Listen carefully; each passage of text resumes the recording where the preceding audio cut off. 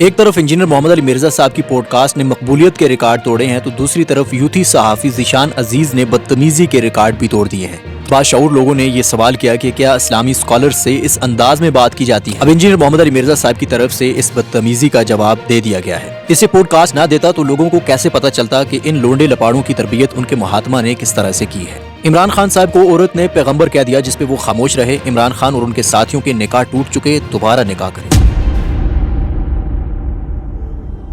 السلام علیکم ناظرین، امید ہے آپ سب خیریت سے ہوں گے۔ ناظرین، یوتھی صحافی ذیشان عزیز کے پوڈ کاسٹ کو انجینئر محمد علی مرزا نے اردو پوائنٹ کا نمبر 1 پوڈ کاسٹ بنا دیا، مقبولیت کے ریکارڈ توڑے، لیکن یوتھی صحافی نے بدلے میں بدتمیزی کے ریکارڈ توڑ دیے۔ دیکھ کر آئے تھے وہاں پر کہ دھوپ پہ بیٹھے ہوئے۔ بالکل ٹھیک ہے، ادھر آپ دیکھ ریشو پروفیشن ایک رکھیں۔ میں نے آواز سنی، ان میں سے کس نے آواز سنی؟ پی ٹی آئی کی کچھ جذباتی شخصیت پرست یا ڈالر پرست یوٹیوبرز کے علاوہ ہر باشعور آدمی نے یہ سوال کیا کہ آخر ایسے لونڈے لپاڑے کو پوڈ کاسٹ کیوں دی گئی،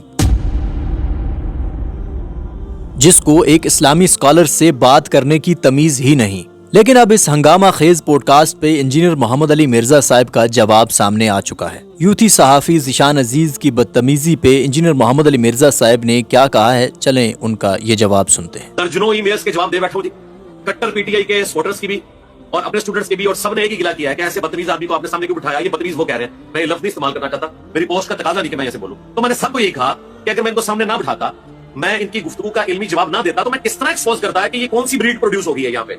لیکن اللہ کا شکر ہے کہ اس فتنے کا خاتمہ بھی، جس طرح مولویوں کے فتنے کا خاتمہ اس پلیٹ فارم کے حصے میں آیا نا، اس کلٹ کی اصلاح کا بیڑا بھی اللہ تعالیٰ نے ہمارے ذمہ کیا کہ ہم اس بیڑے کو اٹھائیں الحمدللہ، اور پازیٹیولی ہم پیار محبت سے اس کو ٹیکل کرتے جا رہے ہیں۔ آپ دیکھیں کہ انہوں نے 35 منٹ صرف ایک سوال میں لگائے ہیں کہ آپ کو کس نے لانچ کیا، اور میرے پاس دلیل ہے، اور دلیل انہوں نے نکالی ایک ایسی عجیب طریقے سے، اور اس کو جس طرح پریزنٹ کیا وہ آپ کے سامنے ہے۔ میں نے کہا سید صاحب مجھے دلیل پیش کریں، تو دلیل تو انہوں نے جو پیش کی وہ آپ کے سامنے ہے۔ دلیل انہوں نے یہ پیش کی کہ آپ سوال فیڈ کرتے ہیں۔ الحمدللہ میں سینکڑوں پوڈ کاسٹ ریکارڈ کروا چکا ہوں، آج تک مجھے کوئی کہہ نہیں سکتا کہ میں نے کسی کو سوال فیڈ کیا ہو، یا میں نے کسی کو کہا کہ یہ سوال نہیں کرنا اور وہ یہ کہے کہ میں نے کرنا ہے تو میں پیچھے ہٹ جاتا ہوں۔ مثلا میں نے بھٹی صاحب کو منع کیا تھا کہ خان صاحب سے متعلق آپ نے سوال نہیں کرنا، لیکن انہوں نے کہا اینکر میں ہوں، میری مرضی چلے گی، میں کچھ نہ کچھ تو پوچھوں گا۔ میں نے کہا جب پوچھیں گے تو پھر میں کچھ نہیں کر سکتا۔ یہاں پہ بھی لوگ آتے ہیں، میں کچھ نہیں کر سکتا، سوال پوچھیں گے میں جواب دوں گا کیونکہ میں پابند ہوں۔ تو میں نے وہ سوال فیڈ کروانا تھا کہ جو میں پچھلے 6-7 سال میں درجنوں دفعہ بتا چکا ہوں کہ ننگے پاؤں جو ہمارے پرائم منسٹر صاحب مدینہ شریف میں گھومے، یہ کوئی شریعت نہیں ہے، یا انہوں نے اپنی بیوی کے ساتھ پاک قدم پہ جا کے سجدہ کیا، حالانکہ ان کے ہر خطبے کا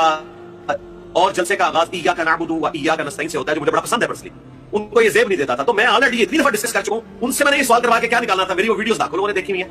وہ تو انہوں نے ہمارے جب ٹیم ممبر کو کہا کہ میں جیل سے پرانے والے واقعات جو 1.5 سال کی سٹیٹمنٹس ہیں، اب وہ مکر گئے ہیں، وہ کہتے ہیں میں نے کوئی خان صاحب سے متعلق سٹیٹمنٹس کو ذکر نہیں کرتا تھا، تو میں نے تو اور کچھ پوچھنا تھا۔ اب سب کو پتا ہے کہ یہ بھی جھوٹ بول رہے تھے۔ جھوٹ اتنی بری چیز ہوتی ہے کہ ایک جھوٹ کو چھپانے کے لیے آپ کو دوسرا جھوٹ بولنا پڑتا ہے، دوسرے کو چھپانے کے لیے تیسرا بولنا پڑتا ہے، اور یہی کام ان کے مہاتما صاحب بھی کرتے ہیں، جھوٹ پہ جھوٹ، جھوٹ پہ جھوٹ، یو ٹرن پہ یو ٹرن، یو ٹرن پہ یو ٹرن، اور اس کا خمیازہ انہیں بھگتنا پڑتا ہے۔ بہتر ہے کہ آپ جو سیدھی بات ہے وہ کریں۔ تو میں نے ان کو اس پہ کہا کہ سید صاحب دلیل پیش کریں، وہ آپ کے سامنے دلیل کو پیش نہیں کر سکے۔ ناظرین، صحافی حسان ہاشمی کے ساتھ بات کرتے ہوئے انجینئر محمد علی مرزا صاحب نے عمران خان صاحب پہ فتویٰ لگا دیا۔ حسان ہاشمی صاحب نے سوال کیا کہ جب جلسے میں خاتون نے عمران خان صاحب کو پیغمبر کہہ دیا تو انجینئر محمد علی مرزا صاحب اس پہ خاموش کیوں رہے؟ انجینئر محمد علی مرزا صاحب نے اس پہ کیا جواب دیا، اور عمران خان صاحب اور اسٹیج پہ بیٹھے تمام لوگ جنہوں نے خاموشی سے اس چیز کو سنا، ان کے بارے میں کیا فتویٰ لگایا؟ چلیں انجینئر محمد علی مرزا صاحب کی یہ گفتگو سنتے ہیں۔ امت مسلمہ کے اس مہان لیڈر، اس کو وقت کا پیغمبر کہہ دیا گیا کہ عمران خان اس صدی کے پیغمبر بن چکے ہیں۔ اب ذاتی نہیں کہہ رہا، لیکن میں نے دیکھی ہوئی سر تو میں نے اس میں بولا ہوں نہیں سر، یہ تو پتلی گلی تو نکلا تو نہیں دینا سر۔ بات یہ ہے کہ جس طرح آپ ایک اپنا مقدمہ لڑتے ہیں، اس پہ آپ نے ایسا مقدمہ لڑا کہ آپ کو مجھے بتانا پڑ رہا ہے کہ میں نے اس پہ بات کی، باقی کسی چیز پہ آپ کو بتانا نہیں پڑتا سر۔ نہیں سر، میں سوال میرا یہ ہے، اسلام کیا کہتا ہے کہ وہ چیز آپ کے لیے قابل قبول نہیں، یہ قابل قبول ہے؟ ایک بندے کو وقت کا پیغمبر کہہ دے اور ساری دنیا سنے، اور اس پر ساری دنیا خاموش ہے، ڈیم کیئر۔ انجینئر صاحب خاموش کیوں ہیں یہ نہیں پتا سر، مجھے نہیں پتا، آج بتا آپ نے جواب سن جی لینا۔ یہ بالکل کلمات کفر ہیں، اور جتنے لوگ وہاں پہ کھڑے تھے سب پہ توبہ واجب ہے، ٹھیک ہے، بالکل کلیئر کٹ۔ اور اگر وہ اس کے اوپر راضی تھے تو ان کے نکاح بھی ٹوٹ چکے ہیں، اگر وہ اس پہ راضی تھے، بالکل کلیئر، ٹھیک ہو گیا۔ اور اس کے علاوہ کوئی اور فتویٰ نہیں آپ کو دے گا، ٹھیک ہے۔